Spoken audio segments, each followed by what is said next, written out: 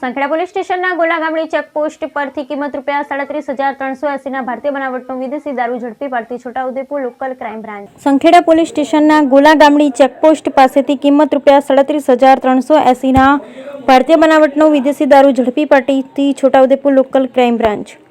RV Chudasama incharge police અધિક્ષક છોટાઉદેપુર નાઓને સૂચના અને માર્ગદર્શન કે દારૂબંધીના કાયદાનો કડક અમલ થાય તે મુજબ કાર્યવાહી કરવા સારું જિલ્લાના તમામ થાણાધિકારી તથા તમામ શાખા ઇન્ચાર્જ નાઓને પ્રોહીની ગેરકાયદેસર પ્રવૃત્તિ હેરાફેરી સદંતર રીતે નેસ્તનાબૂદ થાય તે રીતે સૂચના કરેલ. જે અન્વયે VS Gavit police inspector local crime branch Chhotaudepur નાઓ એલસીબી સ્ટાફના પોલીસ માણસો સાથે સંખેડા પોલીસ સ્ટેશન વિસ્તારમાં પેટ્રોલિંગમાં હતા દરમિયાન ખાનગી બાતમીદાર થકી બાતમી હકીકત મળેલ.